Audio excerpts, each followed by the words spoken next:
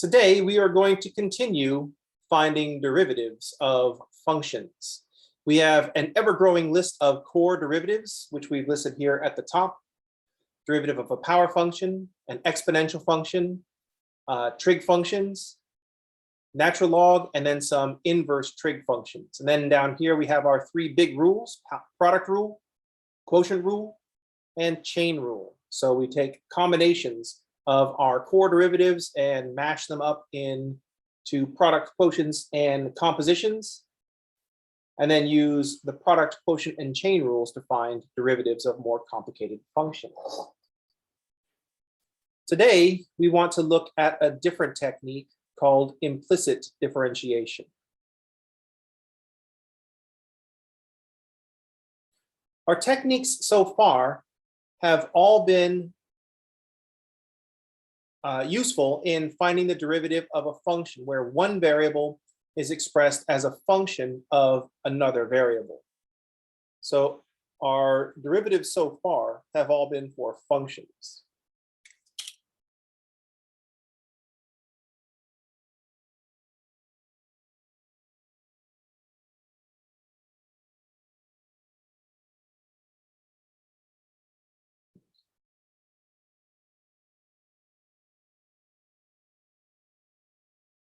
They're all functions where y is some function of x. I can solve for one of the variables and have a function of the other variable. This is more limiting than it might seem. It doesn't seem so limiting because everything that we've done so far has been functions. So we haven't been limited by this at all. But that's the same way of drawing a conclusion after your algebra class, and you take the chapter on factoring and coming to the conclusion that most polynomials are factorable because most of the polynomials you've encountered after that chapter have been factorable polynomials. But then we forget that we've been getting an incredibly biased set of polynomials because we want you to practice factoring, so we hand you a bunch of factorable polynomials. So you get this skewed view about the ratio of factorable polynomials to unfactorable polynomials.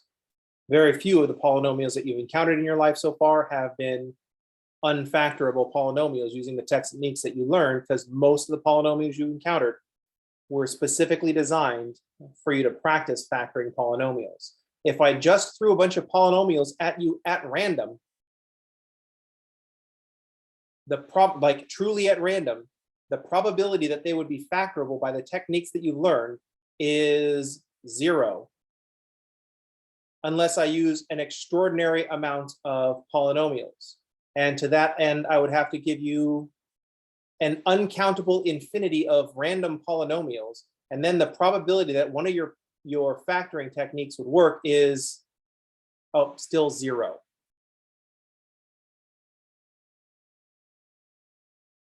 So we get this idea that all we need to know is our derivatives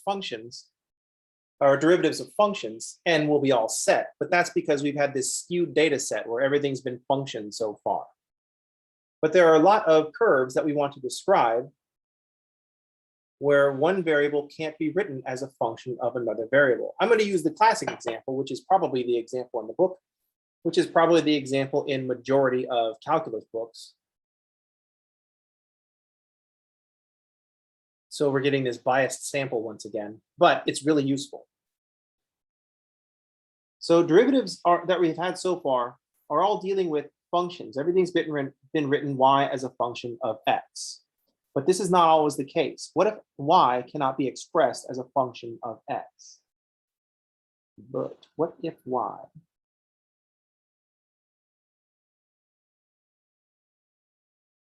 cannot be expressed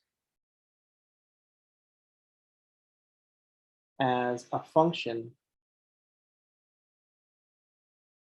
of x? And I'm going to use our favorite example, x squared plus y squared is equal to, I'm going to use 9.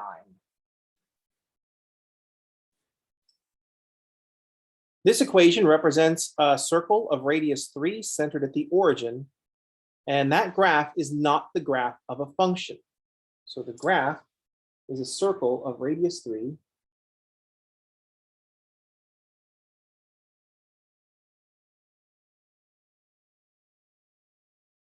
A little bit of an oblong circle.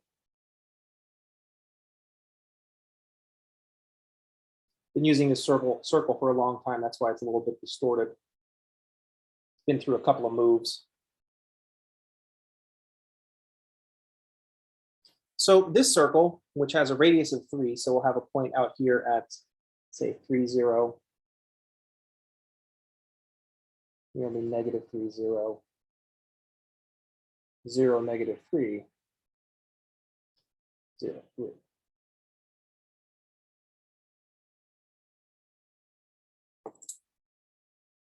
So this graph, we cannot express y as a function of x, because for each x value, we end up with 2 y values. So we can't write y as one function of x. So here, y is not a function of x because each x between negative 3 and 3 corresponds to 2 different y values.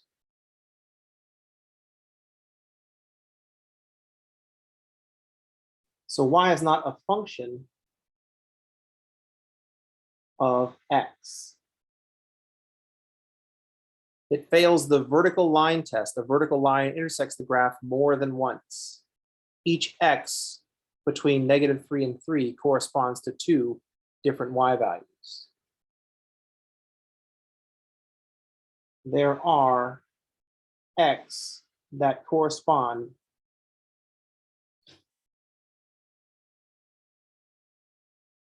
to more than one y. And that makes it not a function. Functions have to be very definitive. You put in one input, you get one output. F of 2 is equal to 5. Has to be definite. It can't say f of 2 is 5 or maybe negative 5. That can't be a function. Now, this does not mean that we can't solve for y.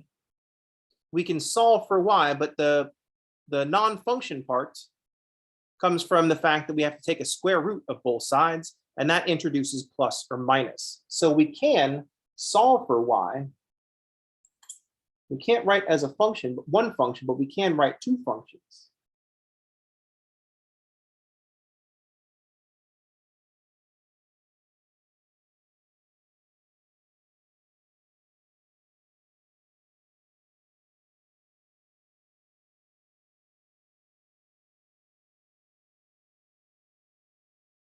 We can solve for y, but we'll end up with 2 functions.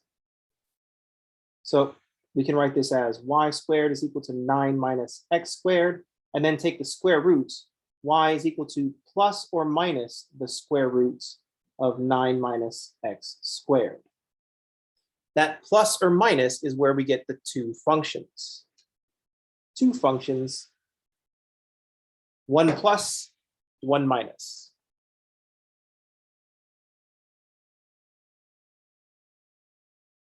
The 2 functions represent the 2 halves of the circle, where y is positive and where y is negative. For y is plus the square root of 9 minus x squared.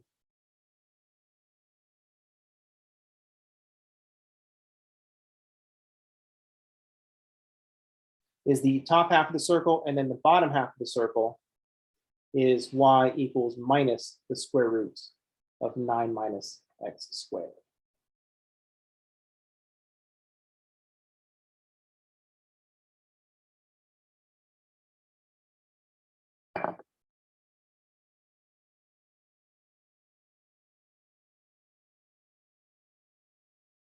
Any questions?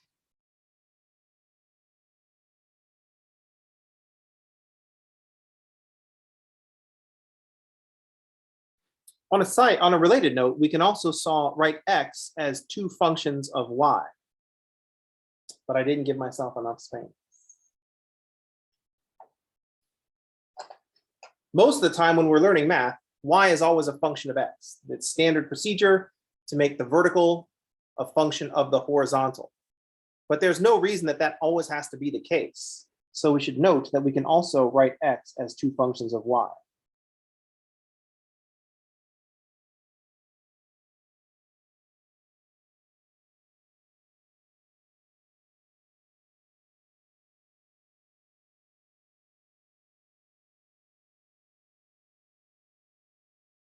So with x squared plus y squared equals 9, I can solve for x just as easily. X squared will be 9 minus y squared. And so x will be plus or minus the square root of 9 minus y squared. Two functions because of the plus or minus.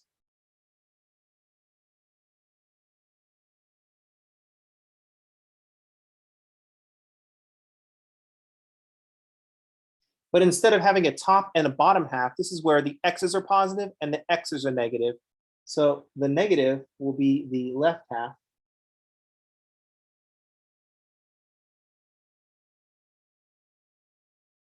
And the positive will be the right half.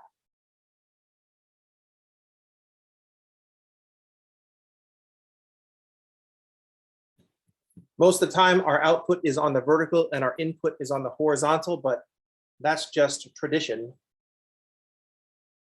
There's some alternate universe out there where they do things backwards, where the input is on the vertical and the output is on the horizontal. There's probably another universe out there where the up is positive and that's the inputs, and left is positive, and that's where the output goes. I haven't been to that one, but I did visit one where up and to the right was positive and up and to the left was negative. It was really weird because all their graphs looked like X's instead of pluses.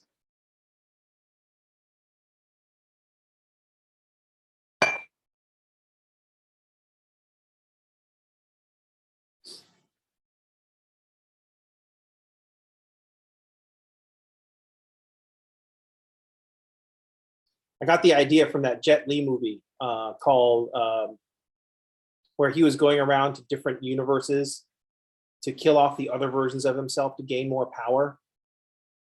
See, the problem is, I tried that too, but the problem is, I found out there's an infinite number of universes, and so I could only ever have a finite amount of power, gain a finite amount of power from doing that. So it really, in the grand scheme of things, wasn't worth the effort. It was just taking too much energy.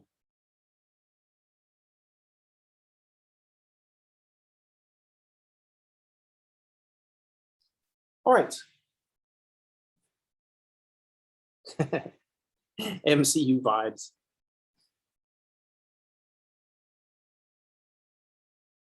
From the Star Trek school of thought, we've got to do something big. Let's do something with time. You should note that I've gone and messed with the timeline before. It's really kind of boring. See, the problem is I'm the only one that goes back. I never take anybody with me. So I go back and I change a bunch of stuff. And then when I get back, it's all been normal for everybody else because you live through that timeline. I'm the only one that sees the differences. So, I mean, there's just not much point to it. So I'm like, oh man, you should have seen what it looked like in another timeline. So I've stopped trying to mess with things because no one ever notices.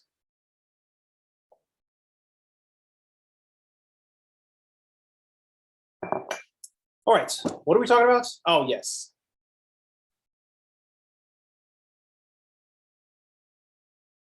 So what we want to do is we want to still write dy dx. We still want to be able to write the derivative, but we don't want to constrain ourselves to having to have a function. So we have a technique called implicit differentiation.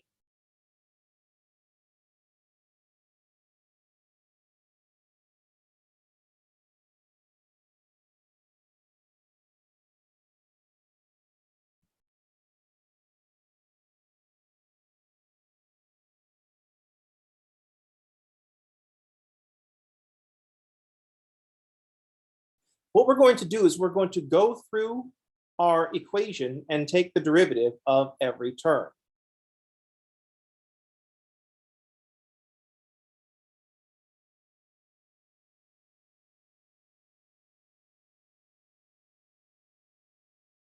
So let's look at our example.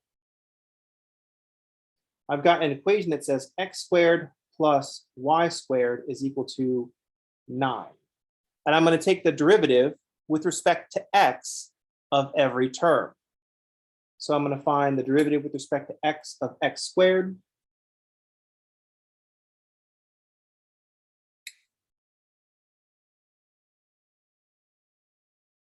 The derivative with respect to x of y squared.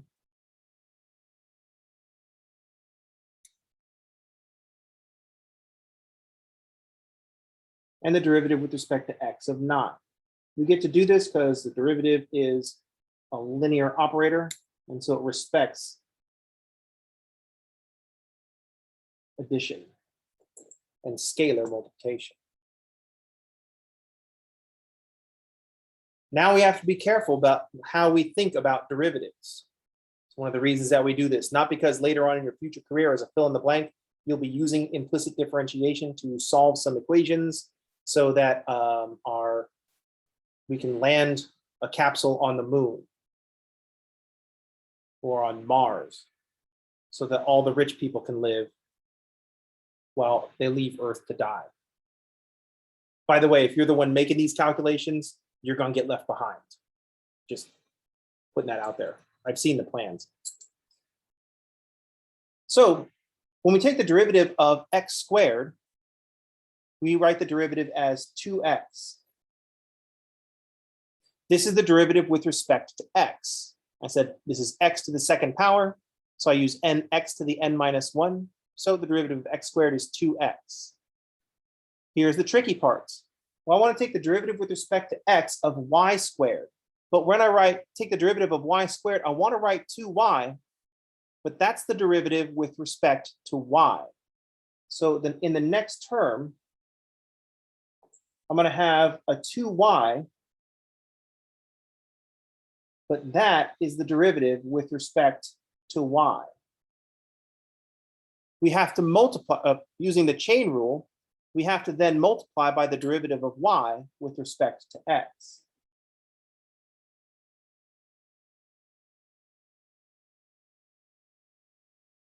That's what we're looking for anyway, so it's okay to just write it as dy dx.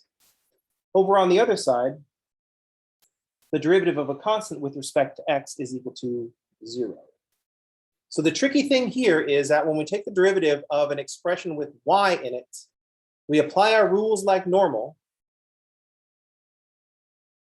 Derivative of y squared is 2y, but that's the derivative with respect to y. So the chain rule says if you want the derivative with respect to x, start with the derivative with respect to y, then multiply by the derivative of y with respect to x. And what we're trying to do in this with this equation is to find dy dx. So now I just have to solve for dy dx up here. So I'll subtract 2x from both sides.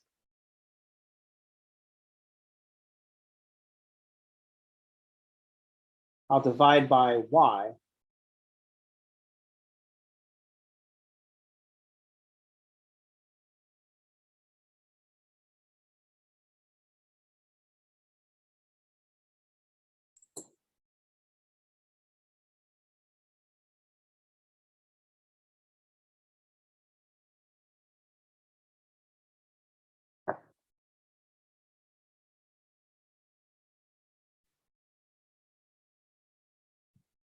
So the derivative dy dx at any point is minus x over y.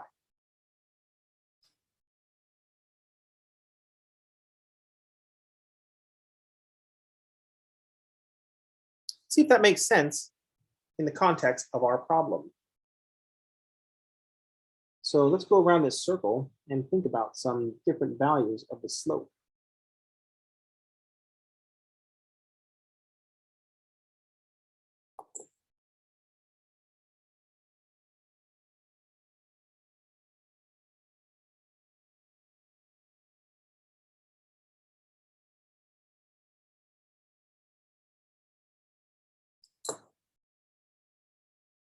So if we look at some particular points, let's say look at the point 0, 3. dy dx at the point 0, 3 will be negative x, which is 0, over y, which is 3, or 0. And that fits with our description, because the slope of the line tangent to the circle at the point 0, 3 is horizontal.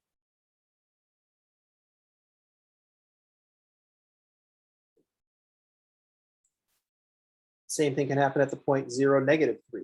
I have a horizontal tangent. Let's take a look at another point where things will be drastic.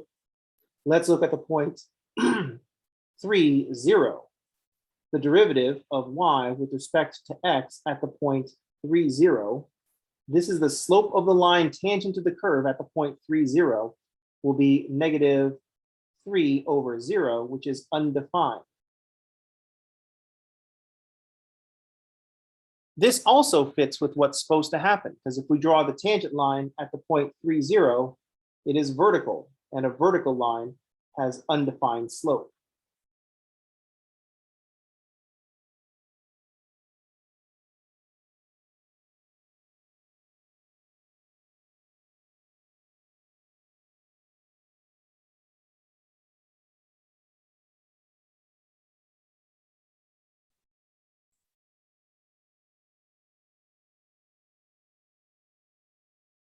Let's pick a point.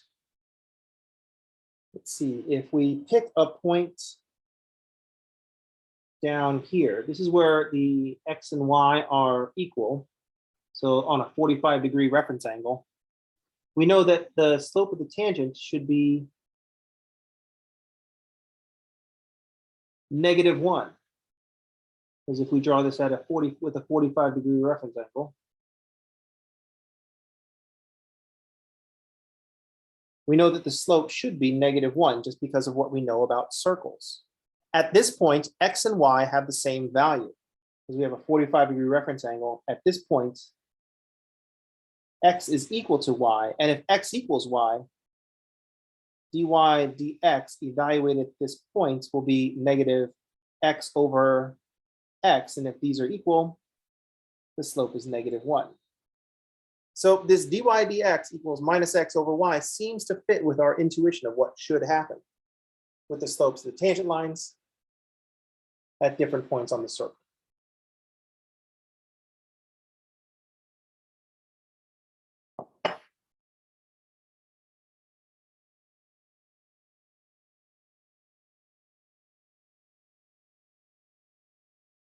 I'm still using dy dx as the slope of the tangent line. It's still the derivative of y with respect to x. But now, instead of having the derivative of y with respect to x as an explicit function of x, it's a function of x and y.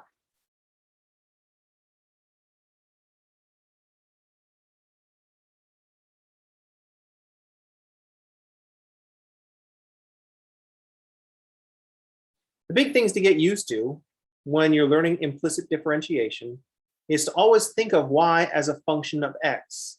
Remember that you're taking the derivative, you're trying to find the derivative with respect to x. But when you apply your rules that we've been working on to a function of y, that's a derivative with respect to y. So you have to multiply by dy dx.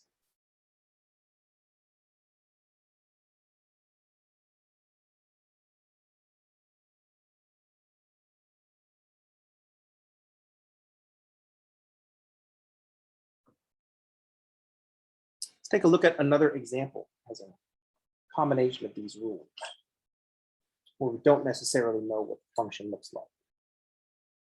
So I like to start with one where we know what the function looks like and we know what's supposed to happen, and then make sure that the calculus fits with with our intuition about what should happen. So then we can trust the calculations when we start looking at equations where we're not sure what's going to happen. So this is how we build intuition about how functions work and what we're looking at. So we got y, let's suppose we have y cubed minus xy is equal to -6. And we want to find dy dx.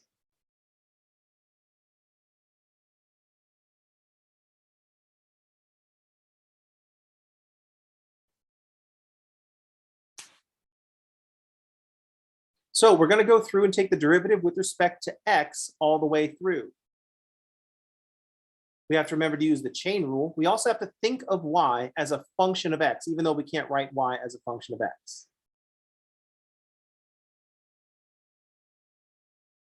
So let's take derivatives. We're just going to take derivative with respect to x of y cubed.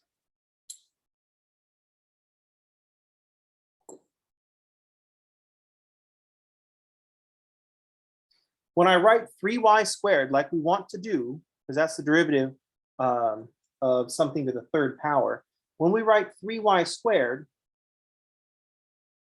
that's the derivative with respect to y. To make the derivative of y, to find the derivative with respect to x, we have to multiply by dy dx, which is the thing that we're looking for. That's the chain rule.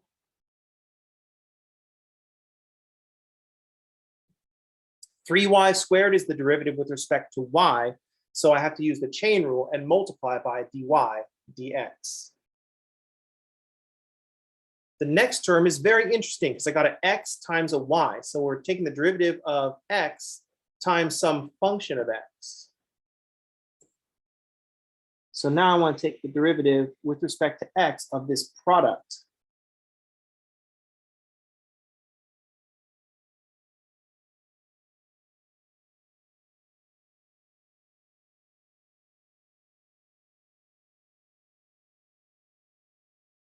So here we have to use the product rule because I got a function of x in x, and y is also dependent on x.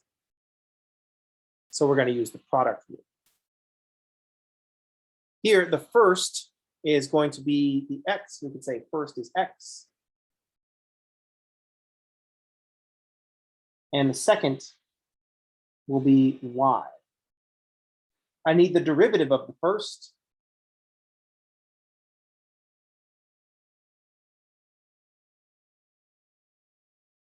And the derivative of the second. The derivative of y is 1, but that's the derivative with respect to y. So the chain rule says multiply by the derivative of y with respect to x.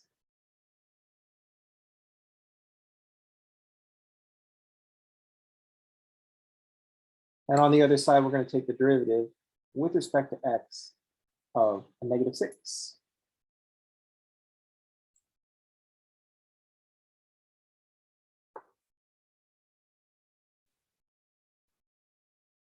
So the derivative with respect to x of x times y, I have to break it down into the product rule. So I'll do the derivative of the first times the second. So I'll have 1 times y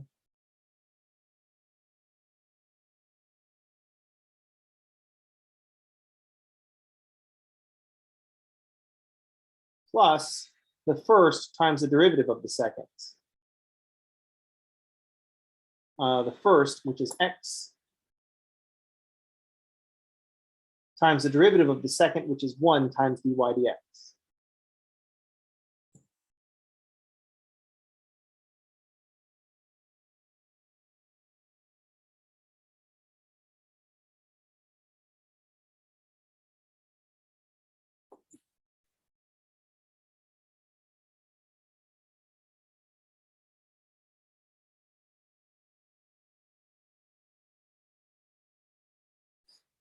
So here we have gone through and taken the derivative with respect to x.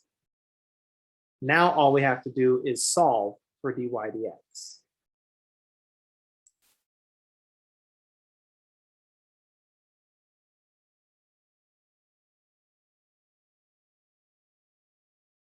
So I'm going to multiply everything out.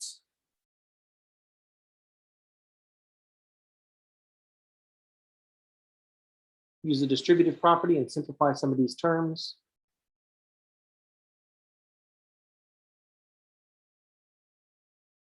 I'm going to keep all the dy dx terms on the left, and the non-dy dx terms go onto the right. So I'm going to have 3y squared dy dx minus x dy dx is equal to y. dy dx terms, that's what I'm solving for. Keep those on one side, everything not that on the other side. Factor out a dy dx.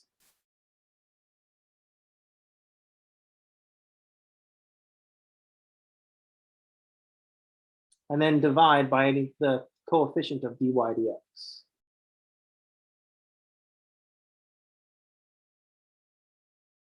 Oops.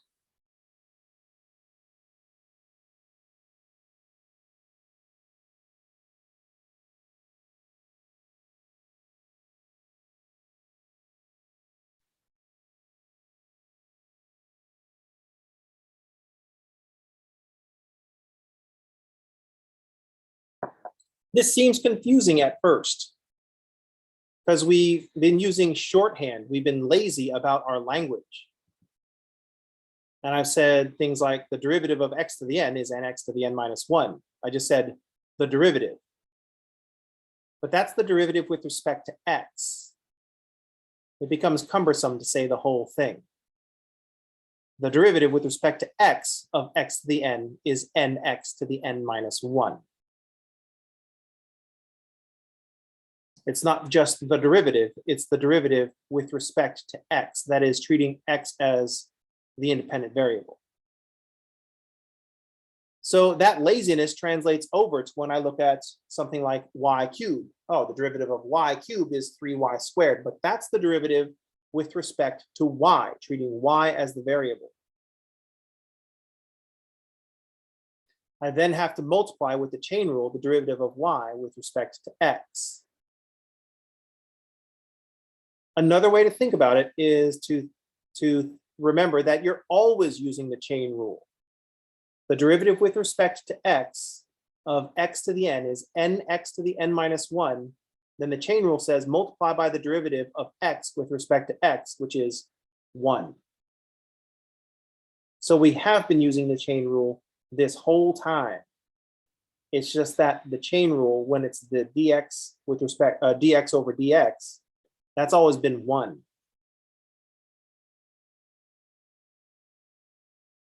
So that's kind of like the Palmolive commercial version of this. You've been using the chain rule the whole time.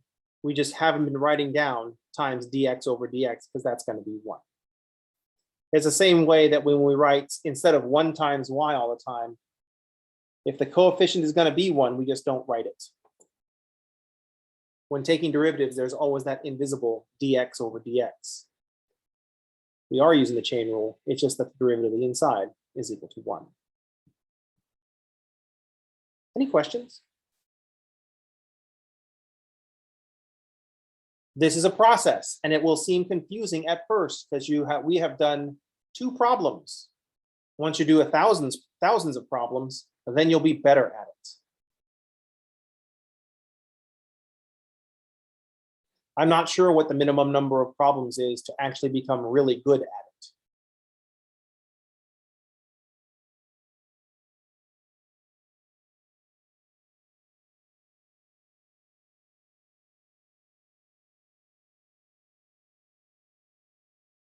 I suppose there's an element of time too, because they say that it takes 10,000 hours to become an expert at something. But that's not fixed for everybody. Some people are going to be really good right when they pick things up. Some people are going to need way more than 10,000 hours. So someone might say, well, the average is about 10,000 hours. Okay, first of all, how do you even know that? This sounds like people are guessing at things. And second of all, averages are terrible ways to describe people.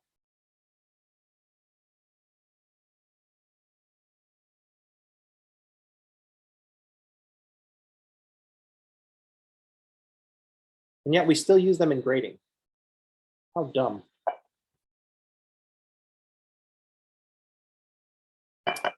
All right. Any questions? Comments? Deep thoughts? I started combining my deep thoughts and snide remarks, and I started talking about deep smocks. I don't know why that's a combination of thoughts and remarks, but I think it was more of a combination of thoughts and snide, but I'm not sure. Who knows what goes on in the human brain? It is a weird place.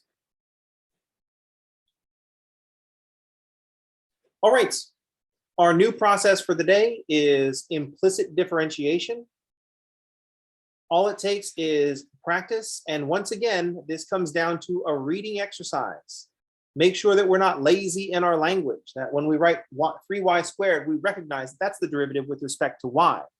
If we want the derivative with respect to x, we have to apply the chain rule and multiply by the dy dx. Once again, it's down to a reading exercise. Math is very much a reading exercise. We like to separate ourselves out. It's like, oh, I'm bad at math, but I'm good at reading. It's like, oh, if you were good at reading, you'd be okay at math. You just have to learn how to read math.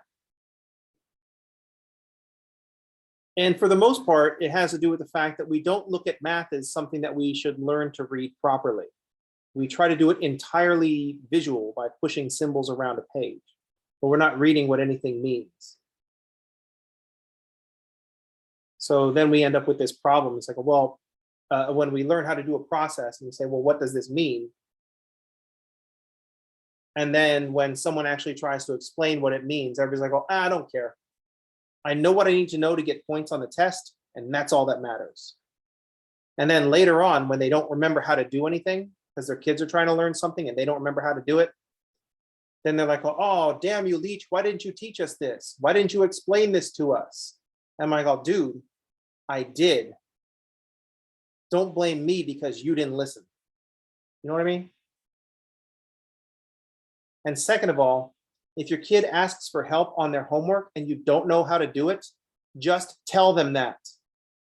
Tell them, I'm sorry, kid, I won't be able to help you with this. I don't know how to do that.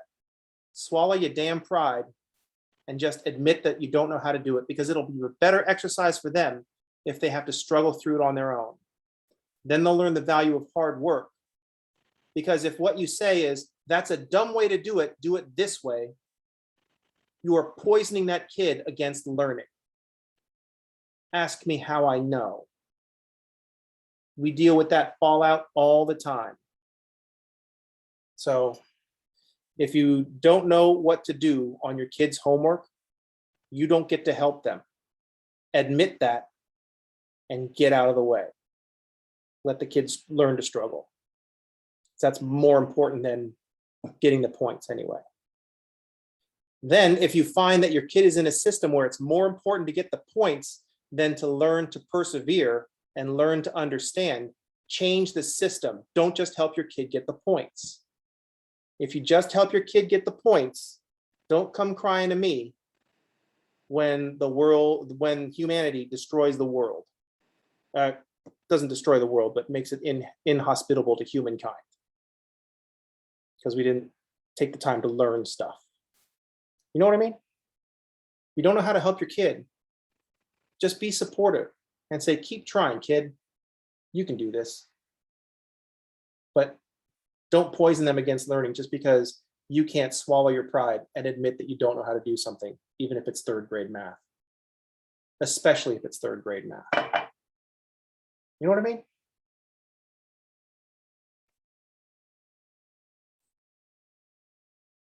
Anyway, enough of that. Learn how to do implicit differentiation. Not because you're going to be doing it in the future. It's good training. It's good exercise. I can't even promise you that it's going to earn you points in the future. I guess there's some homework problems that use implicit differentiation, so you have to get points.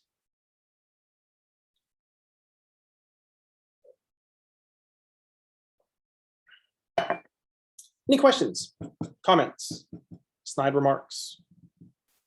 All right, that's going to do it for today. I'll see y'all on tomorrow. Practice your implicit differentiation. Have a good day. Thanks for playing.